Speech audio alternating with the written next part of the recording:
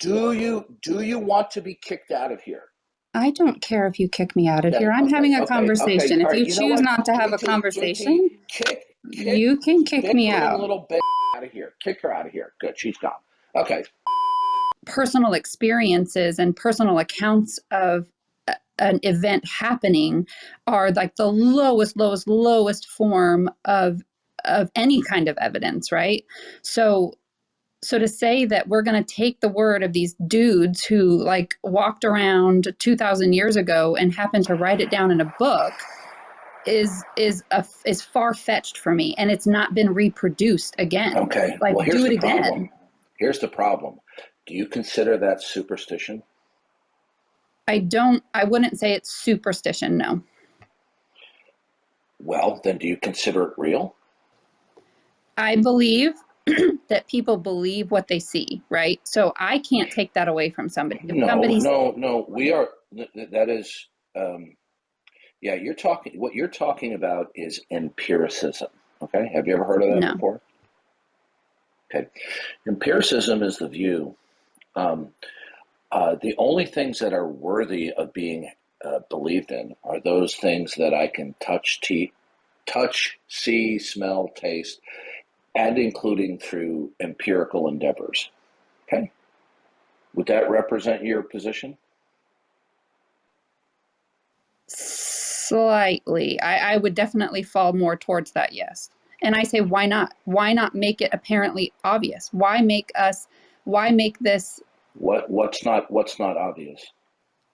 well, nobody living today has any of these kinds of accounts of happening. Resurrect another person. Like, show up today, Oh, okay. resurrect All another right. All person. right. Do it again. Okay. Reproduce Okay. it. So, all right. So I'm accustomed to this type of objection.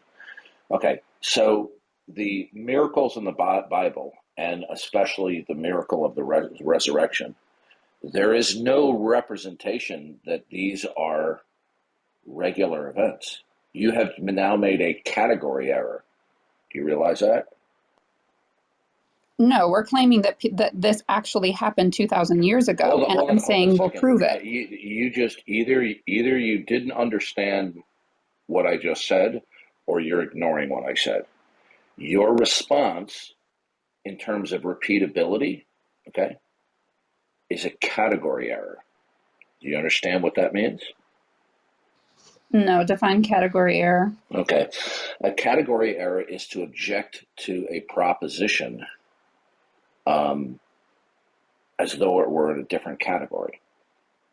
So, for example, you are asking that it's only reasonable to believe in the resurrection of Jesus Christ is if resurrections were somehow regular.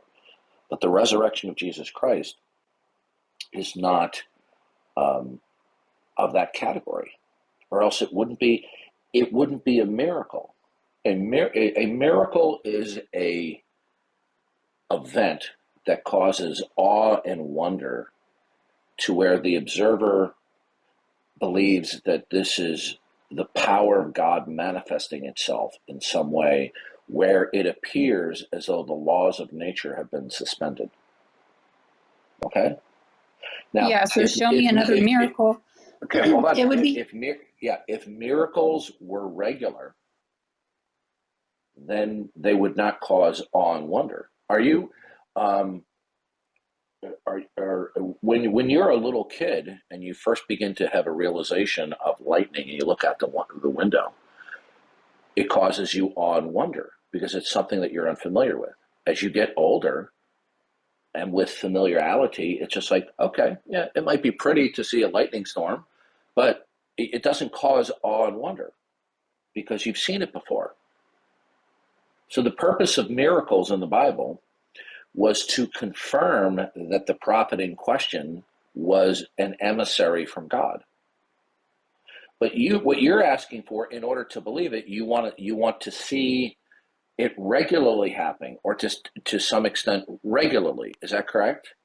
no, I'm not saying regularly. I'm just saying make this happen again, so that those of us That's who are what you, born, that's what we call that's not regular. regularity. No, That regular is means no. occurring on some frequency. That's not regular. No, if it happens more than a few times, then it's regular. The self-testimony of the God of the Bible and the self-testimony of Jesus Christ are self-authenticating. Okay? They have the attributes that are indispensable. Now, you can choose to either say, no, Jesus Christ does not have the attribute set that is the necessary preconditions for everything. Or you can say, well, I can just simply do without that. Now, which do you choose? So again, you are starting your line of reasoning with an individual and a Bible that have not been proven to be true. Okay. Therefore, the following can't be proven to be true. I Okay, have to exist. what you're doing is the prevaricator's veto. You are prevaricating. You're Well, you have to pretending prove to that something exists before you can then use it as an argument. listen. What you just gave to me was the typical cliche that atheists give in response, but it was not a direct answer to my question. Either you will acknowledge that the character qualities of the God of the Bible and the character qualities of Jesus Christ are such that they are indispensable for everything, including human reason, logic, and truth, right? No, Or, I do not believe that. okay, I know, I understand that. So either you will, you will have, if you do not accept the self testimony of Jesus Christ, once you become acquainted with it, you have limited options. You can either say no, he doesn't possess those character qualities, or you can say that it is not indispensable. Either way, either response will be you communicating that you are operating in a worldview that does possess the foundational parameters by which you can reason. So before we move on, which of those two alternatives do you select? He is not indispensable. He's not indispensable. Okay. Now, so that means that since he's not indispensable, he is superfluous. In other words, he's not the only car wash in town, okay, as Lord and Creator. So can you please explain to me, when you reject Jesus Christ being the Lord of creation, incarnating himself and dying on the cross, and he currently upholds all things by the power of his will, when you reject that, can you please explain to me fundamentally, in the totality of everything that exists, what is it that singularly dictates all instances of what is, can be, and cannot be? Well, you're assuming that I believe there's one singular thing. I don't believe Well, that any one singular thing okay, created everything. I okay. So believe that there is a multitude of events that happened that excellent. that allowed a human to exist. Okay, so what you have now, okay, so now you have rejected the notion that there is something that is singularly absolute from which all things derive and depend. Correct. When we talk about something being No, from all absolute, things it that means that derive, not depend, just derive. I don't believe there's a singular thing that at which from which all things are derived. is there okay, well here's the problem. Derive and depend are significantly overlapping, okay? To the point where it's hard to see the difference, right? So we can talk about chronological dependence, and we can also talk about contemporary dependence, okay? Now, either way, you're going to be up a creek without a paddle. So I'm going to ask you, both chronologically and contemporarily, do you reject the notion that there is one concrete thing, as opposed to an abstract one, that is absolute, meaning that it is unconditionally non-dependent and non-derivative, from which all things derive and depend? You deny that? I deny that. Okay. Now, do you know what that means? Now what that means is that you must believe that there are two or more things that are discrete, that the two or more things do not derive from each other or depend upon each other, right? Correct. Because they're not concretely unified. Yep. So there are two or more things that are absolute, but they're not in the category of ultimate.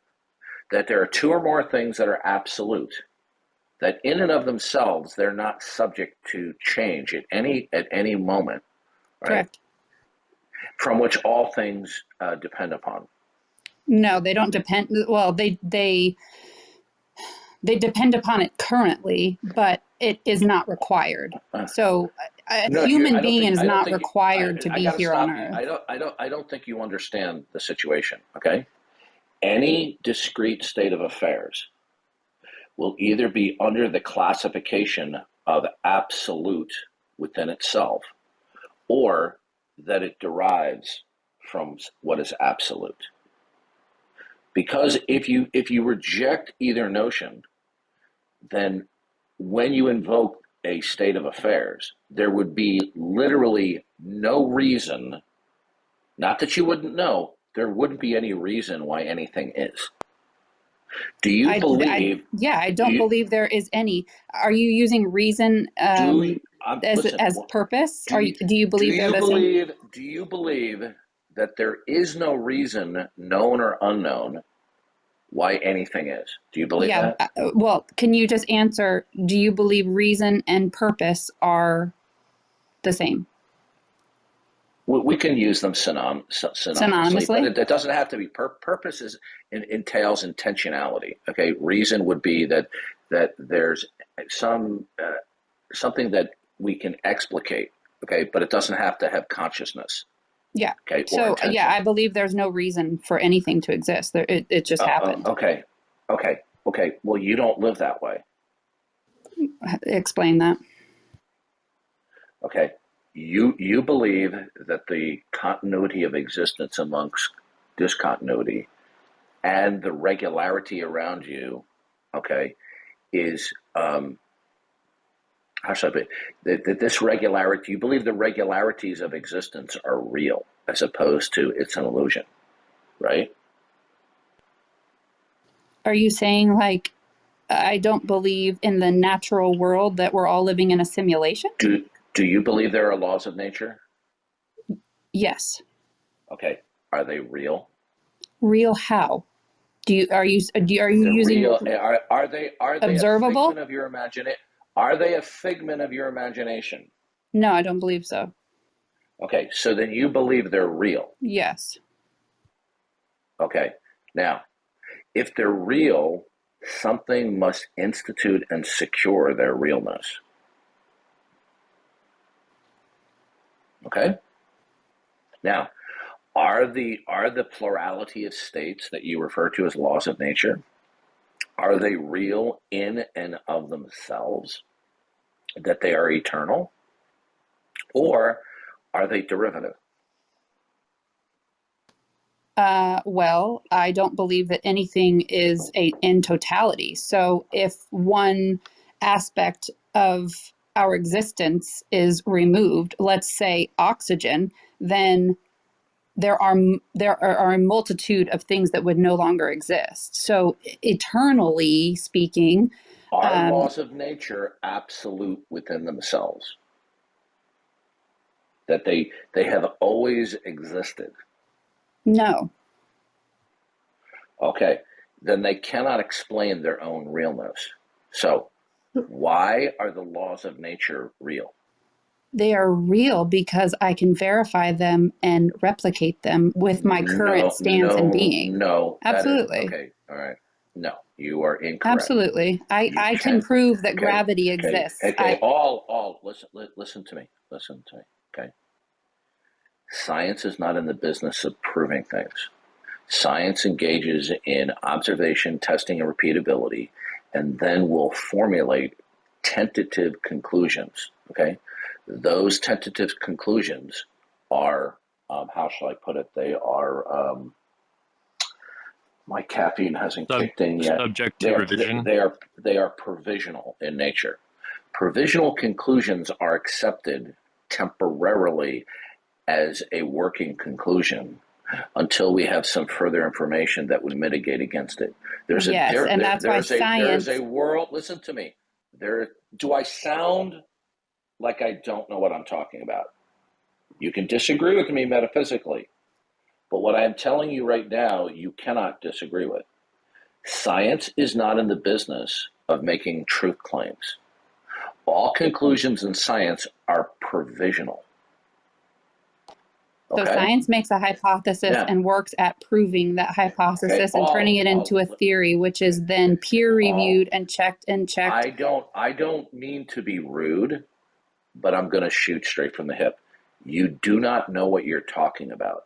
You have enough education in science where you think you understand, but you don't.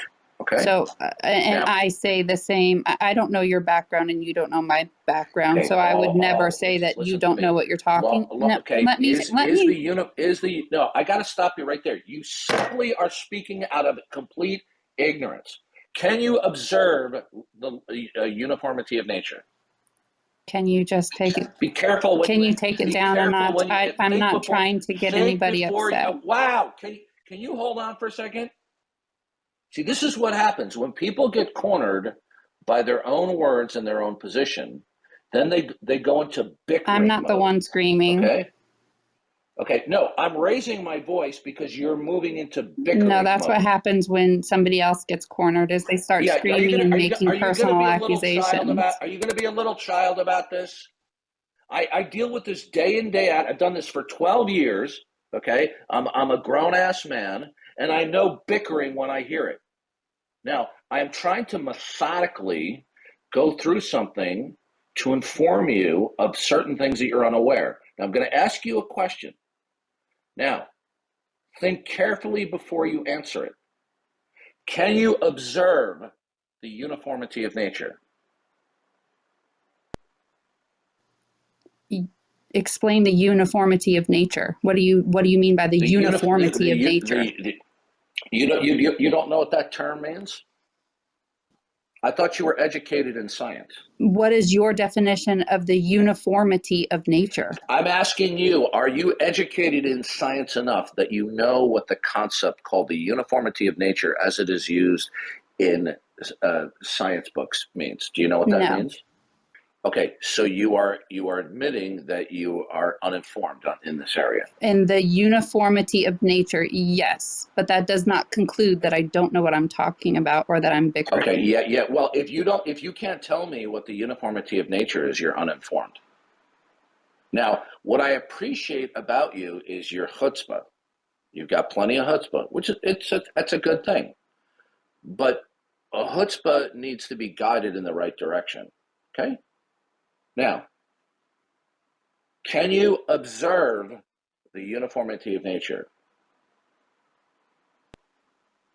If I don't know your definition of the uniformity of nature, I cannot answer that question. I'm using the standard definition in science. Do you know what the standard definition of in science as to the uniformity of nature is? Okay, I just looked it up. So the uniformity of nature is the principle So you didn't know. I already said that. I already answered that question. Okay, good. So you couldn't even explain to me, and I'm not trying to give you a hard time, but I am going to confront you when you spout off like you know what you're talking about and you don't. All right? I'm not trying to be mean-spirited here. Okay, so can I just make a statement here, right? Okay. Did you just read the definition of the uniformity of nature? Yes, I did. Okay. Can that be observed? So the uniformity of nature, let's make sure your definition matches what is written here, is the principle which says that the future will look like the past. Can that be observed? The future looking like the past? No, because I can't see the future. That's right. But I can predict it with the use of science. I can say if these things all exist. Okay, now. But I just want to make one. Can I just make one point? Listen to Can me I just make one point? Hurry up. Okay, so if a neurophysicist, they can be super informed and super intelligent in their area and not know all of the intricacies of every other subject on earth. That does not make them uninformed. What it does is make them uninformed on that particular subject. So to Yeah, blanketly say that this somebody is is this is this uninformed is because they this don't is know one this is single irrelevant. definition, it is This is not irrelevant. You if I can't. asked a neurosurgeon, wow, you see, this. I enjoy debating with people, but it's frustrating dealing with people who think they know more than they do. If I asked any neurosurgeon to give me an explication of the uniformity of nature, they would be able to do so. You could not. I'm not claiming to be a scientist either. Okay, you are you are claiming to speak with a certain level of competence in the basics of science. Now we can define the uniformity of nature in addition to that definition as the world around us, and I use that widely, I just don't mean on this rotating globe, operates in certain regular ways, whereas the future will tend to be like the past. Okay?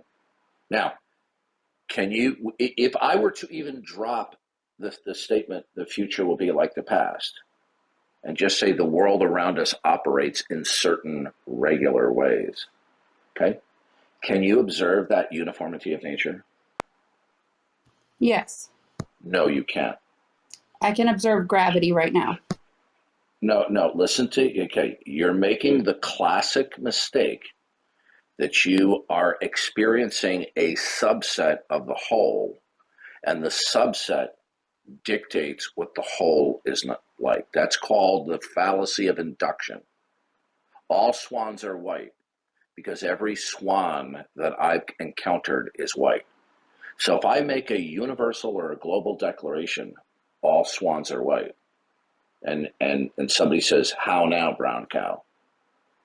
How is it globally or universally all swans are white?" And I say, every swan that I've seen has been white, therefore all swans are white. Is that valid reasoning? That is not valid reasoning. Good, and neither can you, with logical necessity, I'm not the only one assert who that there experiences was. gravity. May I finish? Everyone on May I? earth can see gravity. It doesn't matter. It doesn't matter.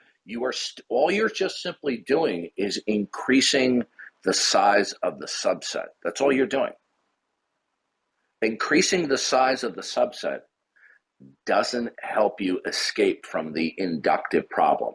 Now, have you ever heard of one of the fundamental problems of science is? Do you know what that is? A fundamental problem of science. One of the fundamental, and this is gonna go back to the issue of your worldview being able to render the Christian worldview superfluous. I'm going to stop asking you questions. I'll just make assertions, and if you want to object, you can. Okay. One of the fundamental problems in science is called the problem of induction. Okay. The problem of induction is by our moment by moment, day by day observation. We extrapolate to a wider sphere that we cannot experience or see. And because we've experienced regularity without deviation, therefore the whole is like the part. That's a fallacy of induction in science. Do you understand? I understand what you're saying, but I disagree. Okay. What do you disagree with? So the use of science is not just saying that because I experience gravity and other people experience gravity, which is what the Christians are using, because the Christians only use anecdotal evidence, right? So at least I have some provable why science would use. Let's stick. You don't have anything that's provable. Can you show me something that's provable? Yeah, gravity. Okay, how is gravity provable? Well, you can perform calculations. I can drop something and watch it go down. You can look at the world around us. You can look at how what you're doing now, listen carefully. What you are doing now is reasoning by induction. Do you understand that? I'm not reasoning by induction. Okay.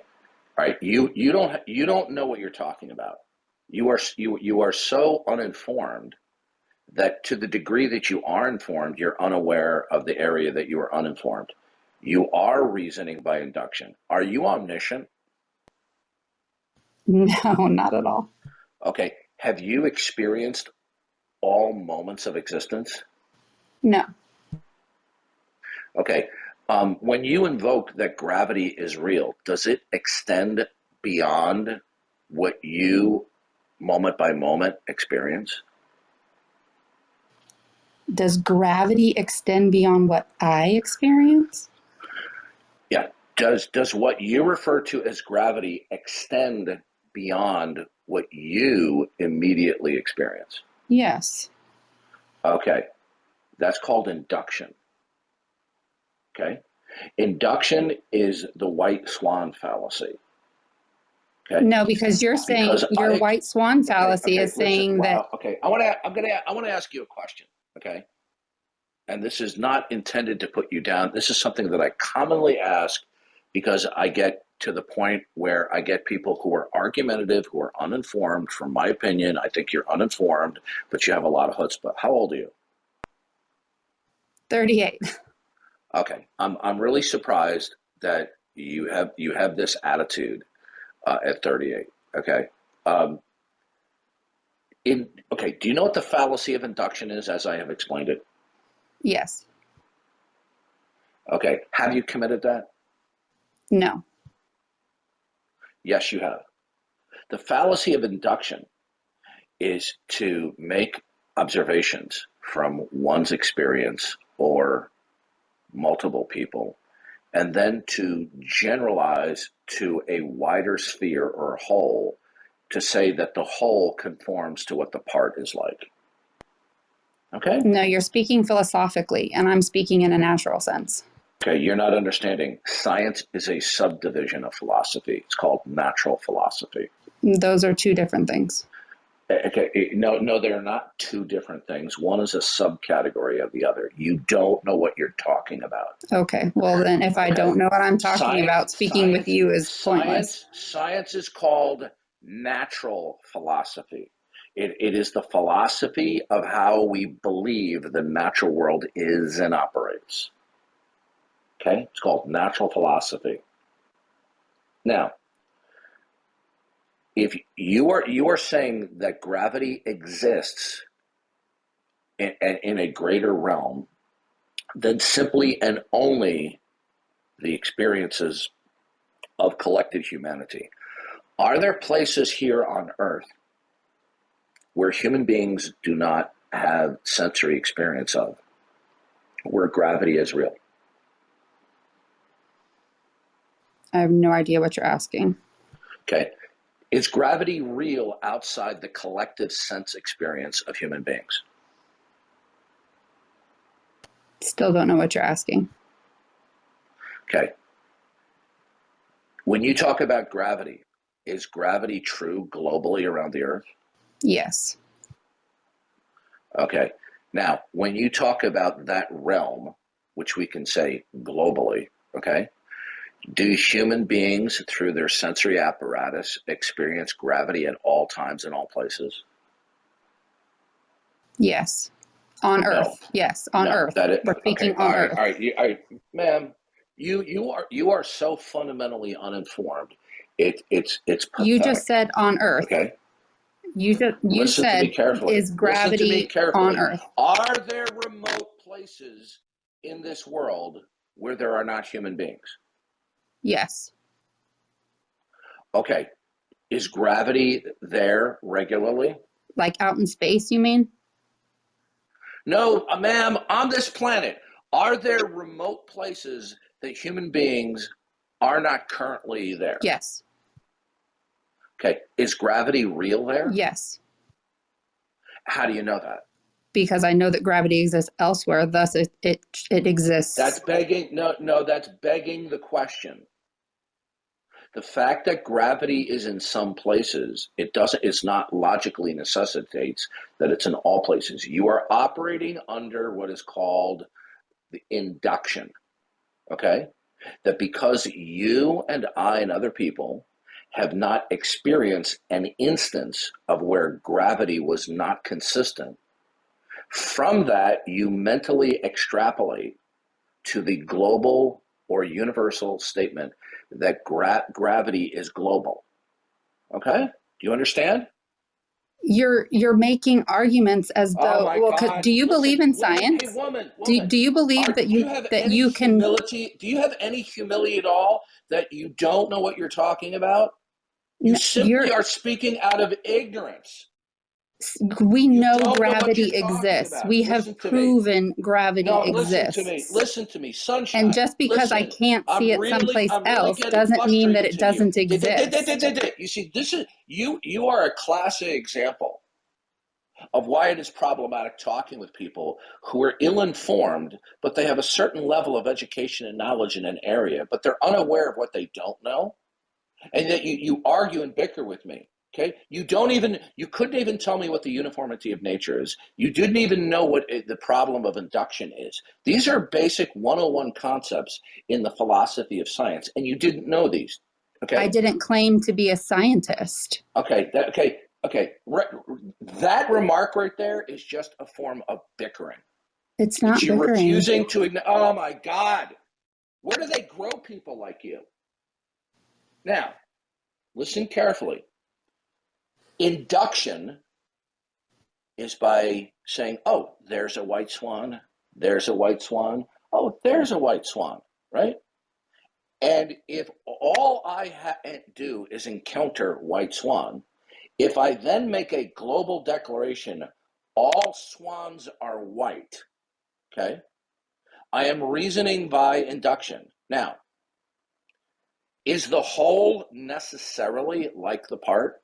Reasoning by induction is saying that it is an Oh my God, unrealistic do you have claim. any fucking Gravity is not an humility? Do unrealistic you have claim. any humility at all? Gravity is not an Wow, unrealistic you know claim what? You're like the because the Energizer vast Bunny. majority of the Okay, world so believes that gravity you just want to bicker. exists. You just want to bicker, No, I'm right? trying to have a conversation with somebody who just wants to No, yell and you're keep not. calling me. You're No, ignoring what I'm saying to you, and then you're just spouting off what you think you know. You're ignoring much of what I'm saying to you. no, I'm not yelling or Okay, making personal okay. You don't accusations have to to be yelling anybody. to be making Listen, bald-faced lies. You're listen literally to me. lying. I'm not trying to be mean here. Okay, I'm going to treat you like I will anyone else. Okay, and I'm getting indignant and agitated with you like I get with other people. Other You people who simply don't do share your not know what you're beliefs. talking. You simply do not know what you're talking about, and I will walk you through this step by step. Your biggest problem is not the area of your intellect where you are uninformed. That's not the problem. The problem is your pride. You are unwilling to even listen and consider what I am saying to you. You won't even consider for the moment that I might have a certain degree of greater information and knowledge in the area of science than you do. Okay? I'm going to ask you a No, I simple never question. said that was true. Okay, now I have listen no carefully. idea your background or your Wow, information. you must be a joy on a blind date. Again, with the personal attacks. It's okay. I can take No, it. I have thick no, skin. it's a personal criticism. It's to point out your bad Yeah, conduct. yeah. Okay, I'm getting indignant. You know why I'm getting indignant with you? It's not because I'm a cantankerous slob. I have been more than patient with you, but I've reached my level of patience with you. Well, all you're just doing is you're going, you're bickering. You aren't listening to what I'm saying to you. You're not even trying to understand and absorb some of the basics that I'm explaining to you. Okay? Now, let's go back to induction. Let's try again if you can be a little bit more humble. Okay? Induction is the product of making certain specific observation of the part and then making a global statement. Okay? Okay, I see 10 white I disagree. swans. You're missing a key point of induction, and the key point of induction is its unrealistic claim. Wait a minute. Listen to me. What I'm telling you is not negotiable. Okay? Well, you can't make your own definitions of things. A definition is a I'm not definition. making my own definition. Okay, listen to me. Are you just going to be an obnoxious slob, or are you going to be at the least bit cooperative and listen? Are you going to keep making ridiculous claims and attacks on my character? Or are you going to have a conversation? What ridiculous? Wow. You know what? I'm about to end this because I'm getting sick of your bickering. You are just hey, just let me know when you're ready to end this conversation, Zarth. Yeah. You are completely uncooperative. You're doing what most atheists do. Okay. What you don't agree with, you don't offer a cogent, informed rebuttal. You just bicker, and then you make statements that you don't. You couldn't even tell me what the uniformity of nature was. And you want me to believe that you're informed. That is okay, irrelevant. Why the fuck are you ever talking me? Why are you making claims against me when it's irrelevant? Do me a favor. Why are you yelling? You know what? Why are you making personal attacks? Kick her rear end out of here if she doesn't stop this. Yeah, don't overtalk him. Okay? Now, induction in philosophy and in science is making observations of particulars or specifics, and then from that generalizing to the whole. Do you understand that? I understand what you are saying, but you're not. That is not the definition of induction. You're going to get your rear end kicked out of here by the moderator, which he's already agreed to do, if you don't stop this bickering mode. What I've given you is something that is standard in philosophy, logic, and science, something which you are not informed on. Okay? Can you tell me the three basic modes of reasoning within science? Can you tell me the definition of inductive fallacy? Do you want to be kicked out of here? I don't care if you kick me out of here. I'm having a conversation. If you choose not to have a conversation, you can kick me out. Kick little bitch out of here. Kick her out of here. Good, she's gone. Okay. So, see, this is the underlying mentality of unbelievers. Okay? It's like they're at the cafeteria table. And then people wonder, boy, Darth Dawkins is so mean. Oh my goodness, he yelled at her. You're damn right I did. If you're going to behave like a complete horse's ass, then don't be surprised if I become angry and indignant and say a few coarse things and ridicule and criticize you. If you're going to behave like a complete ignoramus, which she was. Wow. Imagine having her on a jury. Yeah. What an ignorant, ill-informed person that was. But as I said earlier, the problem isn't I can deal with people who are ill-informed, because all of us are ill-informed about one thing or another, myself included, right? That's not the problem. The problem wasn't the fact that she was ill-informed. The problem is that she was an arrogant broad. She's just arrogant. Yeah. No, I mean, it's impossible to have a conversation with somebody like that. Yeah. It's just disgusting. It's just 30. I mean, listen, if she was a 16-year-old girl, young lady, say, okay, she's an arrogant teenager who, thinks they know more than they do. Okay, fine, and they'll live and they'll learn. When they get in their 20s, wow, I've learned so much more. 38 years old and she's talking this way. There's only so much arrogance and misguided chutzpah that I'm just going to be put up with and overlook. And at a certain point, I'm going to express my anger that you're just being a horse's ass, which she was doubly. I mean, she was just simply bickering for bickering's sake. She knew she didn't know what she was talking about. See, this is what it is with some of these unbelievers. They're so well practiced in bickering that they actually believe that it's an effective strategy. And so when they get cornered about things that they don't know about, just bicker.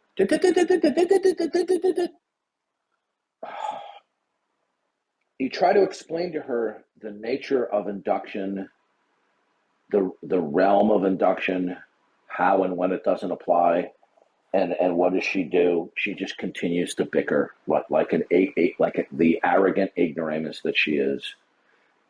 Yeah, and you can sit there going, "I'm attacking you." Yeah, and for good reason. Okay, when you behave like a horse's ass, and you're called a horse's ass, don't be surprised when somebody calls you a horse's ass, and then going, "Oh my, I'm clutching my pearls. You're attacking me." What a loser. Okay. It's